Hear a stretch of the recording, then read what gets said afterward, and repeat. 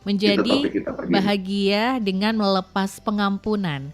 Ini sebenarnya kata Ya, yang bisa dibilang mudah untuk diucapkan, tapi sangat sulit untuk dilakukan. Betul ya Pak Im ya?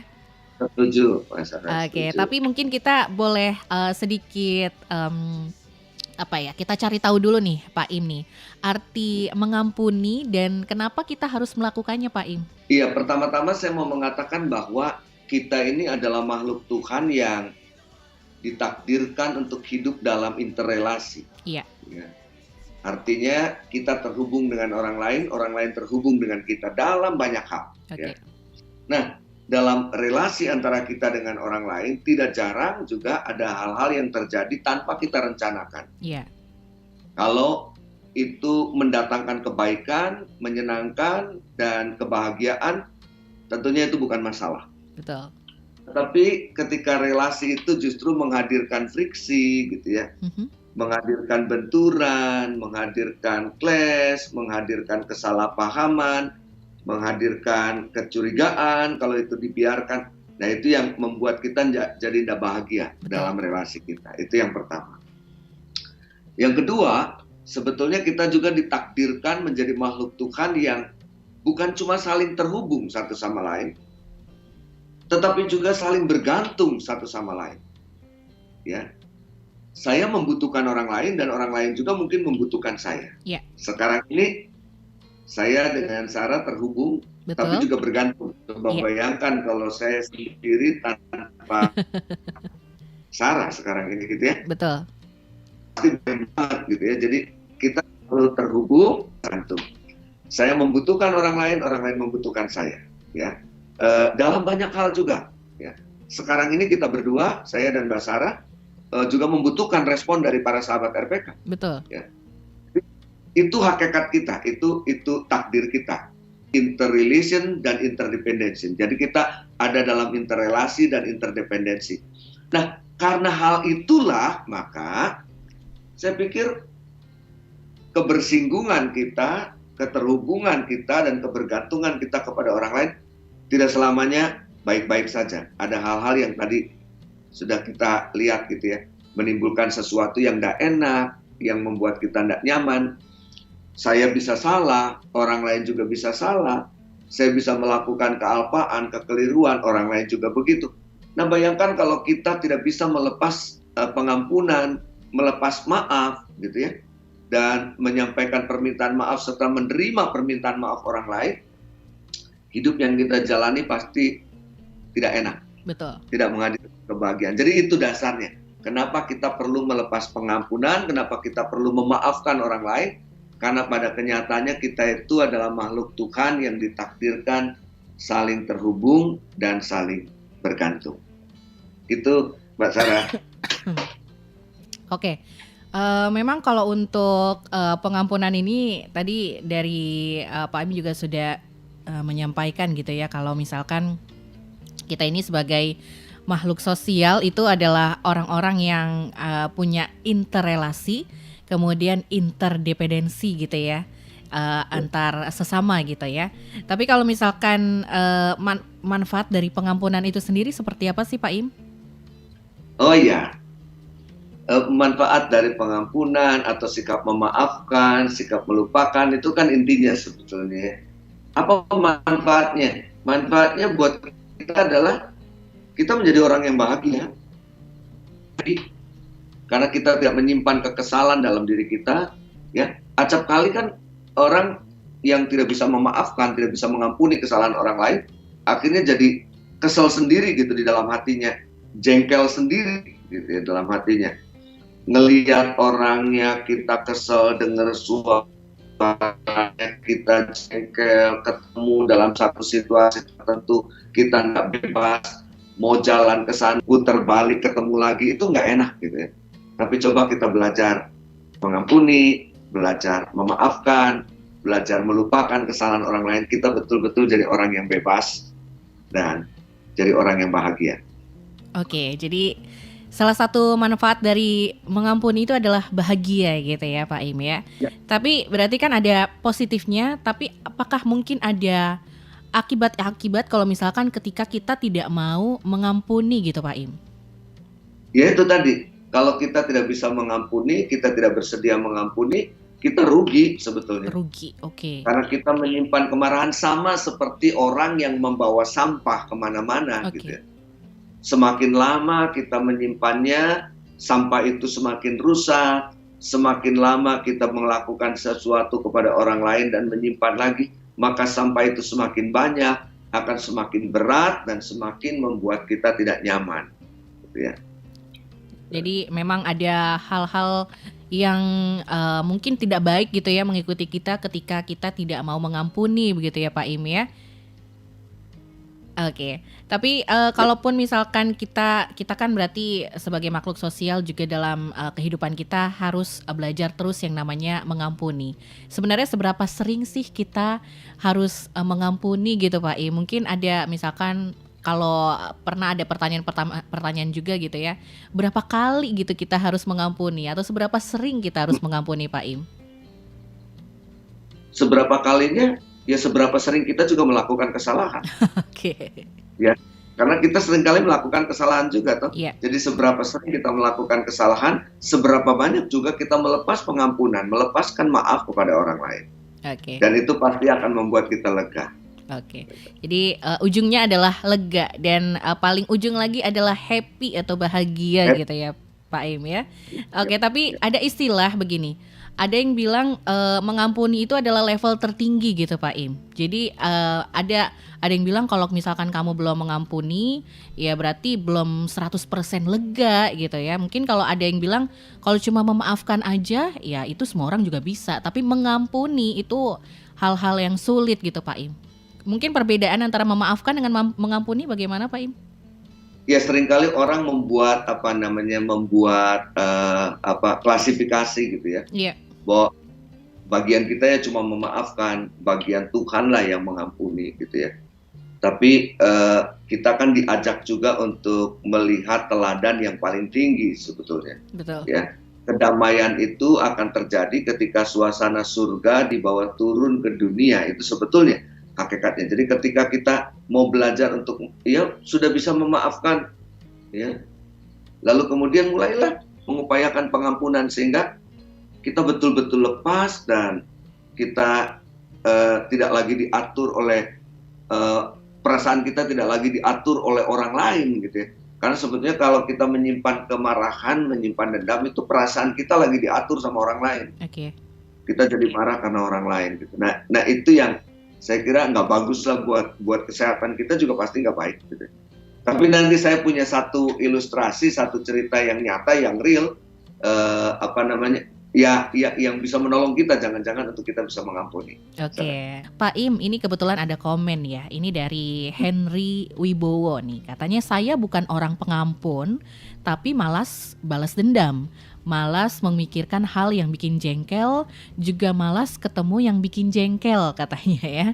Misal ketemu, ya anggap aja gak pernah ada kejadian. Kadang anggap juga orangnya gak pernah ada gitu Pak Im. Kalau berdasarkan horoskop katanya, berdasarkan zodiak nih misalnya ada yang sesuai, ada yang tidak. Jadi dari zaman dulu kala orang sadar kalau hidup bermasyarakat itu nggak bakal cocok dengan semua orang. Jadi sudah wajar kalau bakal ketemu atau hidup dengan mereka yang tidak menyenangkan, bikin jengkel dan lain sebagainya. Cukup biasakan saja kalau kita memang gak suka dengan seseorang. Mengampuni itu seakan mengatakan bahwa ia salah atau dosa kalau bikin kita jengkel. Padahal ia kan memang sifatnya dia begitu gitu ya. Kalau memang sudah dianggap penjahat ya dilaporin ke polisi aja gitu katanya. Ini dari Henry Wibowo nih, gimana nih Pak Im? Katanya kalau misalkan dia bukan orang pengampun tapi malas balas dendam, malas mikirin hal yang bikin jengkel, malas ketemu juga sama yang bikin jengkel. Gimana nih Pak Im pendapatnya nih? Iya, saya kira itu satu langkah untuk menuju kepada sebuah proses pengampunan, begitu ya. Itu satu langkah menuju kepada proses pengampunan. Satu hal yang di dunia ini kita sendiri yang menentukan dan mengatur adalah perasaan kita. Betul. Hati kita. Ya. Itu kita sendiri yang berhak mengaturnya. Jadi tadi Bung Henry saya kira sudah baik, artinya dia sudah tidak mau perasaannya diatur oleh orang lain dengan cara ya tadi nggak malas balas dendam, gitu ya. itu sebuah langkah yang luar biasa menurut saya. Ya. Tetapi maju selangkah lagi adalah proses pengampunan. Pengampunan itu akhirnya bukan cuma menyadari bahwa siapapun bisa melakukan sebuah kesalahan, termasuk saya, ya, termasuk diri sendiri maksudnya, termasuk kita, tetapi juga banyak orang. Nah, oleh karena itu kerelaan untuk melupakan, ya, kerelaan untuk tidak mengingat-ingat adalah bagian dari sebuah proses pengampunan, gitu ya. Jadi ya kalau tadi bilang ya udahlah, saya malas balas dendam, tapi kalau ketemu orangnya lagi ya jengkel lagi, ya. Hindari aja. Gitu. Nah, menurut saya ya ini langkah yang luar biasa yang diambil. Tetapi sekiranya Bung Hendry bisa maju lagi ke proses tadi, ya saya bukan cuma malas balas dendam, tapi saya juga melihat orang itu ya orang yang sama, jangan-jangan saya juga akan berlaku seperti dia, gitu ya, dalam situasi tertentu yang saya entah kapan lakukan. Gitu ya. Jadi pengampunan itu juga penerimaan, gitu. Yeah.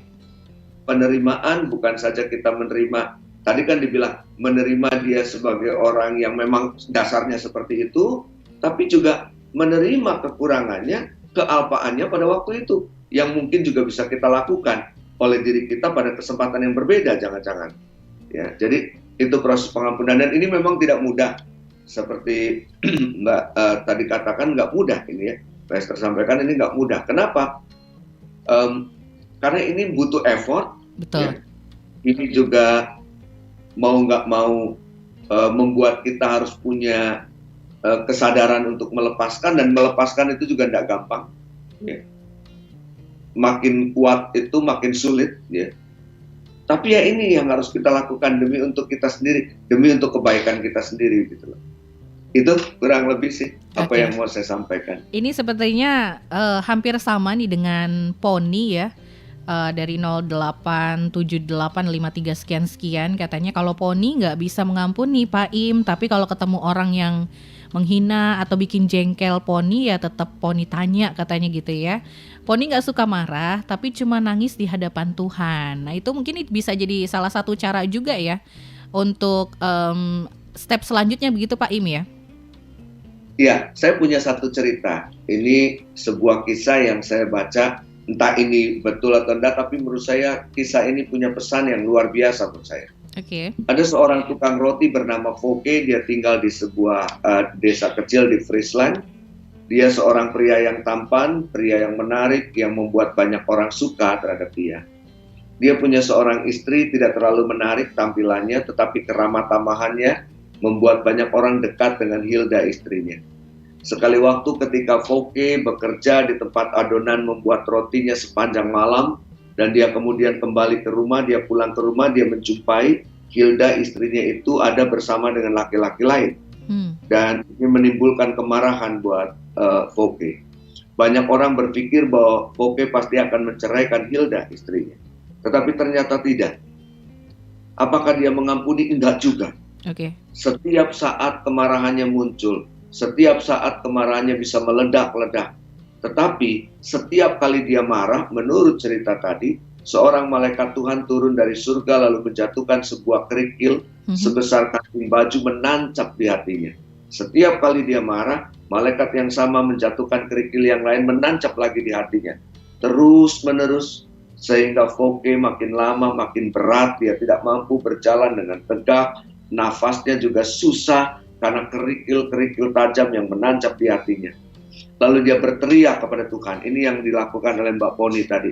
Dia datang kepada Tuhan dan dia menangis kepada Tuhan. Bagaimana caranya supaya saya bisa melepaskan rasa sakit itu? Lalu Tuhan mengatakan cuma satu caranya. Kamu pandang Hilda, istrimu, bukan sebagai seorang perempuan yang pernah mengkhianati cintamu, tetapi sebagai seorang perempuan yang membutuhkan cinta kasihmu. Pandang dia dengan matamu yang baru, pandang dia dengan hatimu yang baru. Dan ajaib menurut cerita tadi, satu persatu kerikil-kerikil itu diangkat dan kembali Voke merasa lega.